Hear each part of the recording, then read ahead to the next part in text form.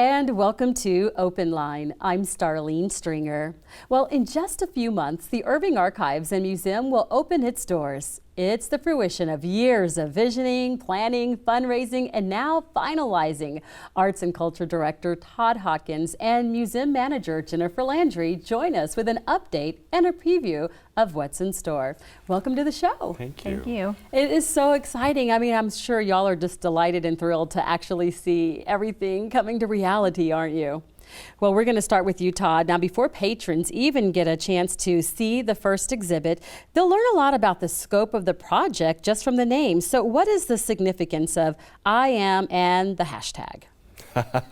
So I Am Irving, Texas is the hashtag. We were really deliberate about trying to take a history of a community that was going to really touch on or include about 2 or 3 cultures. And how do you take that and make sure that this most diverse zip code in the entire country, which we have in the city, is included and feels like they are part of the story that we're telling and then all of the programming that we have. So I Am Irving, Texas was our just our way of saying that, you know, we're all part of this story. We've all been part of making the city what it is today. It's been a long time coming too. So Jen, can you give us a little background in the evolution of the museum? Sure. So 40 years in the making, 40 plus years in the making. In 1976, as part of the bicentennial celebrations across the country, Irving had a municipal museum. And a core group of those volunteers at that point thought this would be great to have a permanent history museum to mark the history of Irving. And so they've been working for that period of time, raising funds. You know, different sites had been selected over the years that just weren't quite right. And in 2015, the city decided that the Old Central Library, the first floor, would be a prime location to put the museum. It's right on the edge of the Heritage District, and it just had all the elements we needed to make it into a museum space. And so we kicked off the project, and we're just about done. So, but just so much community effort has gone into it, and we're grateful for the support for history in Irving. This is a very exciting time, and I know, Todd, this is a bigger vision. This whole museum is part of a vision that's been set forth for the whole arts and culture in Irving, and that also includes the cultural district. Can you tell us a bit more about that? Absolutely. With the museum now down in the Heritage District, as well as our community theater, Main Stage, is moving down into this area for their main office. They'll still perform at the Arts Center, but they will have a location down. And we also have a location going on Main Street that will be an arts annex for the Irving Arts Center. So altogether, with the museum and all of these arts and culture organizations moving down to the Heritage District, is our intention to apply for a state designation to be a state designated cultural district, and that's a process through the Texas Commission on the Arts.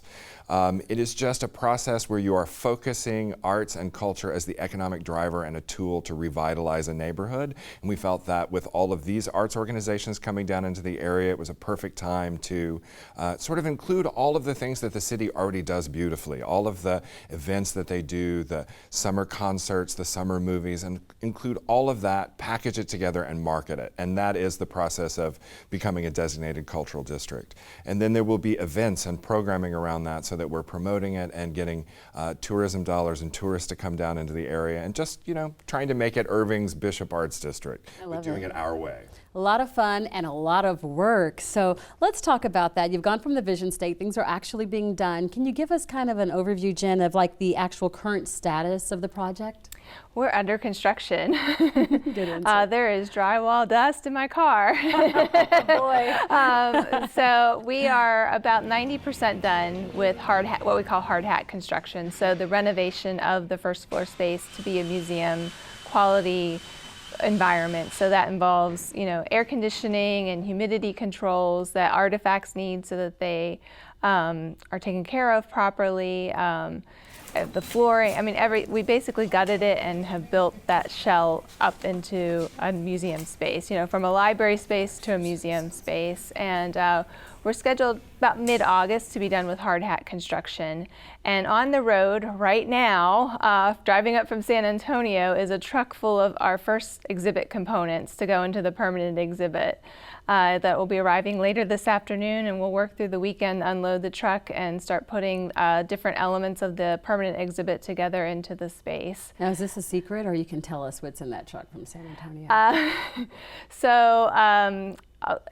Set pieces is probably the best way to describe them. That means it's a secret, huh?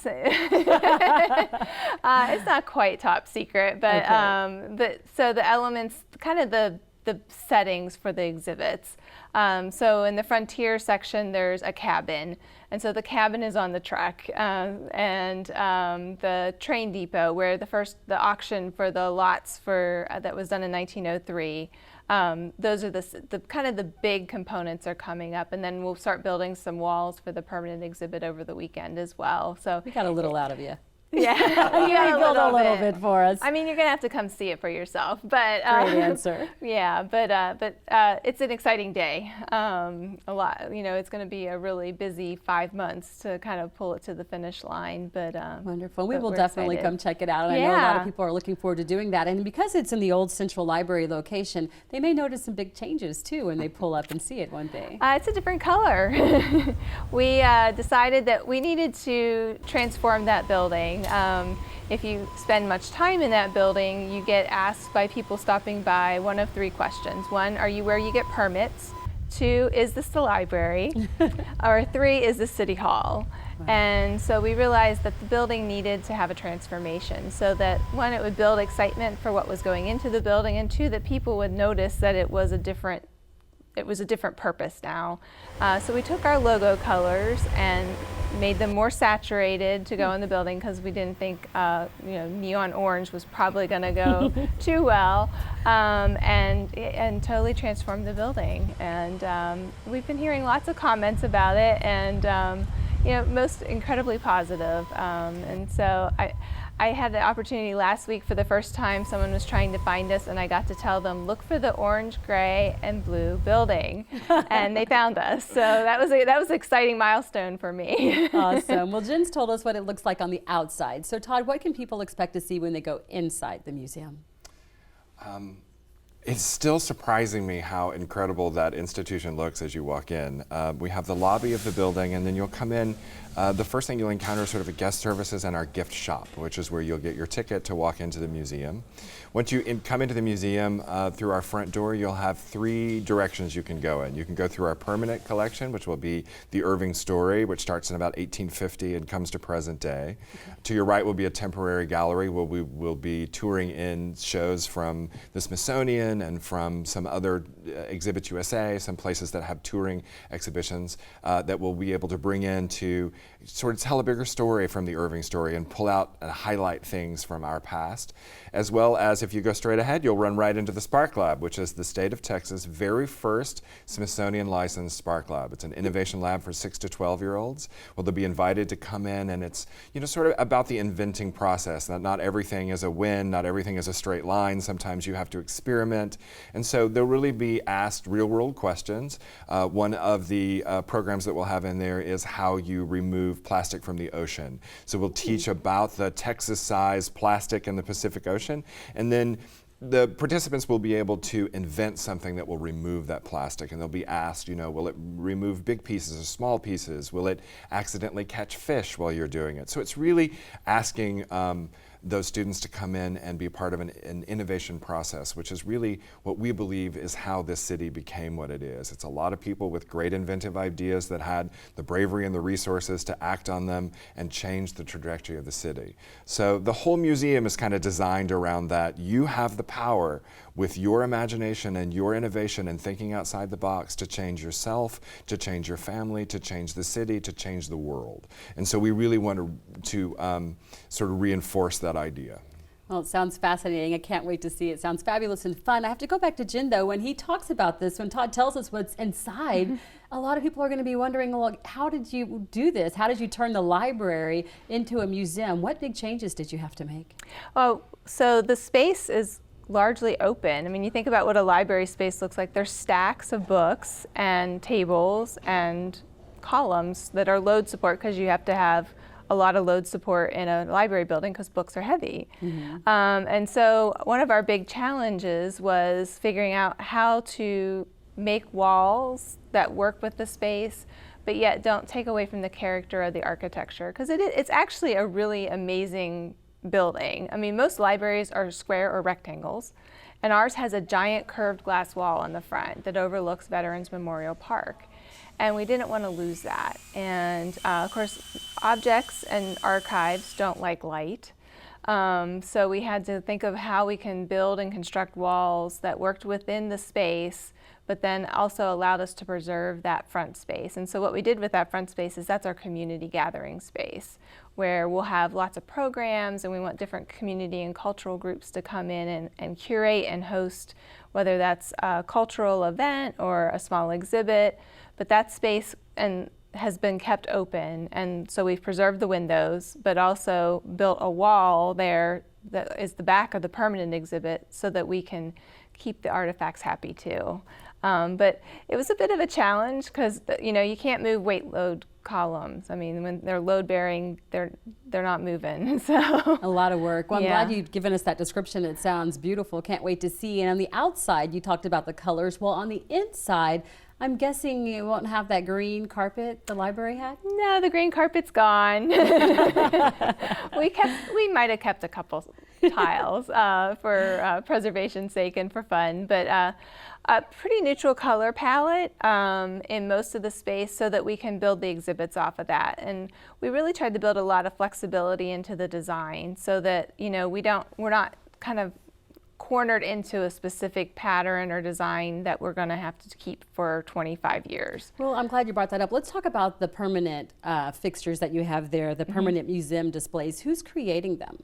So we're working with a design firm out of San Antonio called Toxie McMillan, and so them, along with our museum staff, have been working, really close together to come up with the plans for what the permanent exhibit is going to contain. And then we've done quite a few community meetings and events where we ask people, what's the milestones, what are the important, significant events in Irving's history that you think should be part of this story. And from there, you go and you look and see what's in the collection.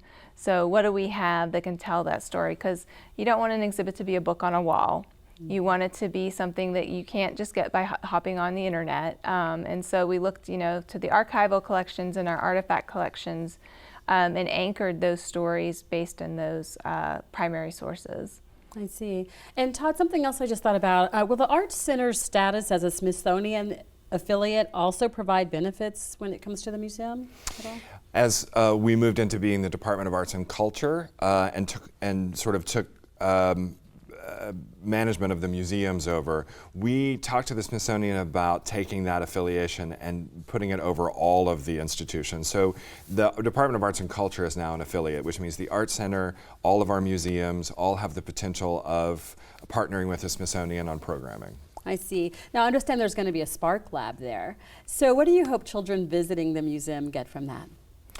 I think it's just, we wanted to engage them in the process of what it has taken to build this city, what kind of creative thinking goes into that, to tell them the stories about the people who built this city, former mayors, from the surveyors who had the idea of buying the first 80 acres and clearing it to make a city, all the way to the decisions that our current mayor is making and how that affects the trajectory of the city. So with the Spark Lab, we just really wanted students to have that opportunity to flex that muscle and to think outside the box and to be innovative and to instill in them a couple of things. One, that history is not something that's just in the past, it's something that we are making every single day, and that the decisions that they make and the things that they do will all become part of their story and therefore becoming part of all of our stories. So it's really just trying to drive home, we are Irving, Texas. As the sign says, Irving, Texas, where the people make the difference. That's what we want students to realize, that it is each and every one of us, and it is our responsibility as we move through the world to pay attention to that and know that we are collecting history and making a difference. I love that, making an impact. And you know, it's not just for children. I know that the museum is for everyone, people of all ages. And Jen, that brings me to the meeting rooms. So there will be meeting rooms there that people will be able to utilize, and other ways the community can enjoy the museum too, right? Yeah, so we have the auditorium space where everyone, like different community groups or different events can take place. And then we have the community space I was describing with the window space, which is such a beautiful view. And that will be a space people can rent for events. But it also is a space where we can do programs and different community activities.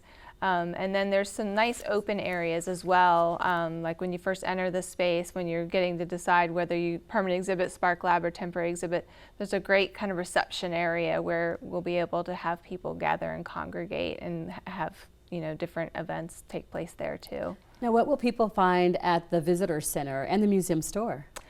So the visitor center, you'll be able to find out one of what you can do at the museum, and then about our other historic sites and museums and the art center and different things going on in the city. So it'll really kind of act like a visitor center for the city of Irving.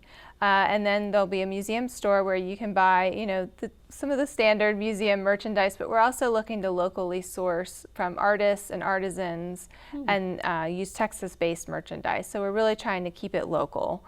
So it'll be, you know, a place that you can go shopping. You know, if you need to pick up a birthday gift or something, you'll be able to stop there and find something, and not just your usual, you know, mug or pencil that you would find in a standard museum shop. So. And I'm assuming that the museum will actually have an online space too? We do. So we have a web presence. It's slowly being built, and that will grow over time. And then the archives has a pretty robust presence already, and so we've kept that going where you can explore what finding aids and collections are that we have, and then there's some what we call mini exhibits up online as well for the archive, so you can kind of dive into particular topics related to Irving's history that we have good collections on. Wonderful. So another topic I want to turn to is the funding, because when you take on, look at that face, it's like, oh, here we go. But when you take on something of this scale, you know, there's got to be funding. There's got to be a way to pay for it all. So I'm curious to know, will the hotel occupancy tax provide some of the budget? Yes. So 2.5% from the hotel occupancy tax. We're still going to have to raise about $400,000 a year to include the robust programming that we want to. Now, the fortunate thing for us when we move out to fundraise is that the hotel occupancy tax really takes care of the operation. So when we talk to people or talk to corporations about programming, they're actually funding the program. They're not funding paper clips and paper and desks. They're actually coming in on the programming, which is an easier sell when you're going out. We have sponsorship opportunities for the Spark Lab and for several other things. In fact, in the last week, the Heritage Society came forward with about $60,000 donated to the museum, $5,000 from the Heritage Festival that they've been collecting from '91 to 2006 during that process, and then the Heritage Society has also been collecting money. So they've very generously stepped up with $60,000 to support, and we're so thankful that with a heritage museum and trying to build the history that we have the support of the Heritage Society here in Irving, and they're excited about the work that we're doing. And so I have to ask, how important is fundraising for your future efforts? It's extremely important. We will be able to take, so any funds that come in means that we will be able to increase our operations, do more marketing, reach more into the community, do more educational programming. We're looking at ways of bringing students into the museum as part of the Irving Independent School District, but as well as trying to get things out to the school system, because we know that it's not always possible to bus students to where you are, but these stories are very important for all of our students in Irving. So just all of that programming, it increases our educational opportunity, it increases the programming we can do. We can look at Smithsonian exhibits. We have everything at the Smithsonian that we can bring into Irving, except for the Hope Diamond and Old Glory. I think those are the only two you can't. But we have so many things that we can take advantage of to bring in and really educate and excite and engage all of Irving. And so that's really the importance of the fundraising, is how much of an extent, how much of an impact, how much of a reach we can have. So if someone's watching right now who would like to make a donation or get involved, how do they go about doing so? They can contact us. They can also contact the Friends of the Museum, which has been an incredible fundraiser for us, really has been involved. People have made donations to the Friends of the Museum, annual donation that they didn't have to give until the museum opened. So some people made a donation 20 years ago, 25 years ago, and they're about to have to make another one because we're going to open the door. But those are ways that they can get into donating to the museum, either directly through us or through our 501c3 Friends of the Museum that will take donations as well. Okay, and Jen, I understand that it's not just monetary donations you're looking for. You'd also like people maybe to give artifacts? Absolutely. We know there's a lot of things out there in attics and garages that people have been holding on to, hoping for a museum to happen. And so we're actively seeking artifacts and archives related to Irving's history. So things that help tell the story, both of the past and the present.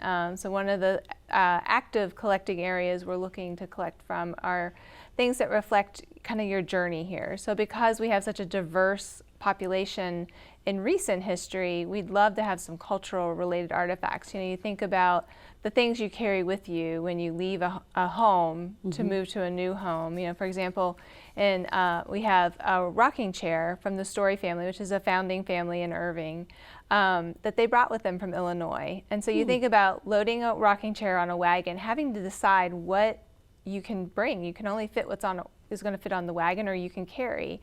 Wow. And so that obviously had importance to them, probably both practical in that it was a chair, but also probably some sentimental value of some sort. You know, a family member had made it, or there was some connection to it. So things like that, I mean, we all do that when we move, whether it's from across the world or the country, or, you know, 3 blocks. You have to decide what you bring. And so some things that reflect that cultural diversity, that's an area that we're actively seeking right now. Okay, and what about archives? I mean, what is the function of the archives, and how will the community actually use the resource?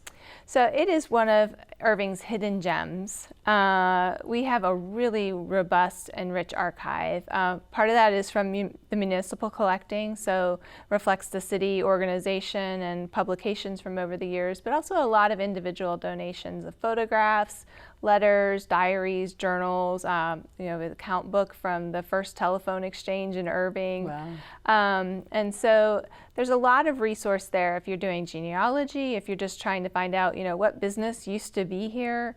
The archives is your go-to place for that. And so you can always just call the archives and ask a question, or send us an email, and we can always make arrangements for you to come in and explore the collection. So it's a really great resource in the city, and we're excited to get to share it a little more through the museum and help people realize that, you know, it's a resource that's available for everybody.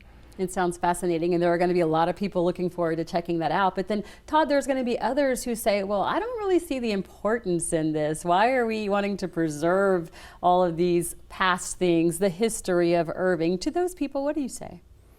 I think in order to know where you're going, you have to know where you've been. And so you have to know how this city, you know, every discussion that we have is in a context, right? About what is around it, why did it happen, how did it get here? And so to really talk about the city as this incredible, used to be a small town moving toward a suburb on its own. You know, I used to joke with my colleagues in Dallas and Fort Worth that we're coming for you in Irving. It's going to be the Dallas Irving Fort Worth area. People are going to know who we are just because they engage their culture so well and they engage their community so well. So I think it's really important for students to know where they live, where it came from, who we have been in the past, who we're trying to be. That change from being a small 80 acres to being the most diverse zip code in the entire country. That doesn't happen overnight. What led to it?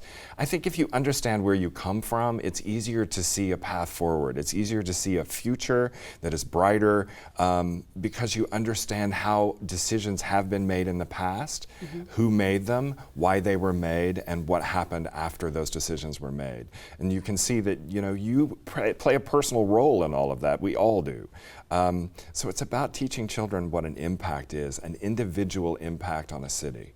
And so I think that that's really important for people to know. And I would say that it's important to know our history, whether it is local, whether it is your family, whether it is your culture, whether it is your heritage. It's just important to know that base, because if you have a really strong foundation and a strong knowledge, anything's possible. Amen to that. What would you like to add to that, Jen? Yeah, it's so important for us to understand the relevance of history. You think about current events and understanding the historical precedents that got us to where we are today, and help inform decisions as we move forward. It's also a practice, so understanding the practice of history. We are inundated with so much information today compared to even 25 years ago.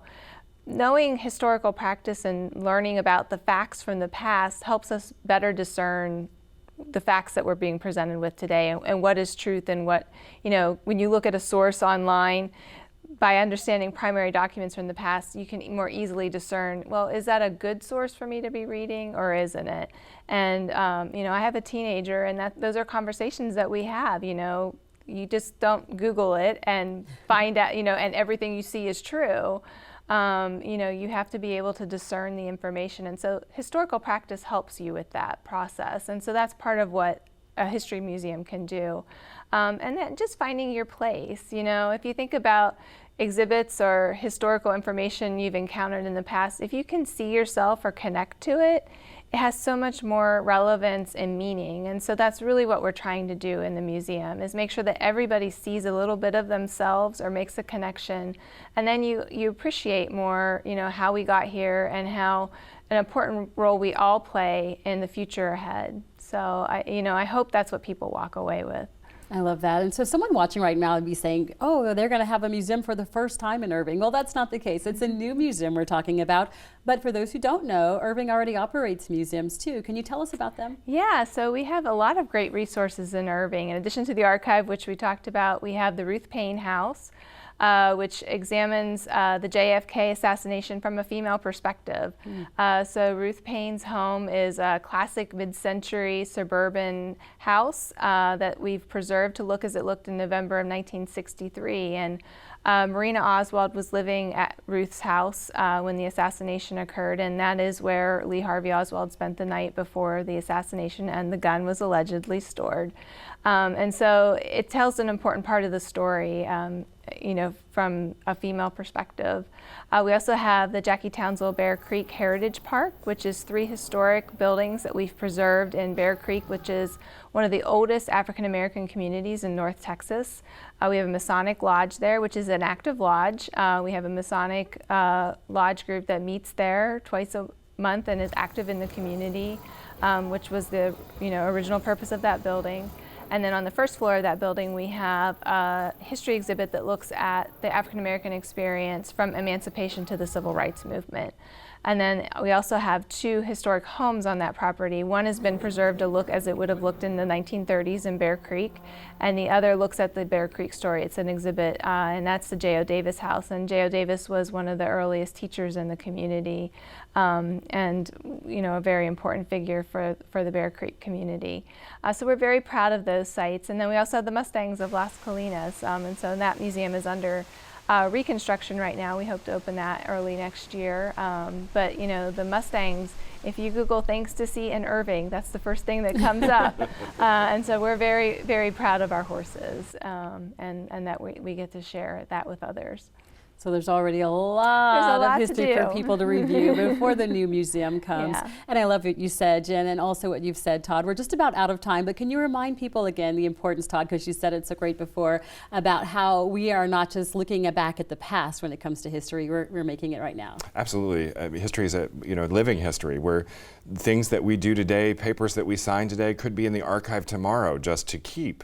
So I think it's really important to know where you came from, to know where you're going, and to know that you can have an impact as an individual, no matter who you are, to find your place, to find your community, to know that it exists here in Irving, and to know that you have that support system to create whatever future you want. Thank you so much, Todd. Thank you, Jen. We all appreciate you both being here. Thank you. And thank you for watching this edition of Open Line. I'm Starlene Stringer. Please be sure to join us on Thursday, September 5th at 1:30 p.m. for the next edition of the show. We'll see you then.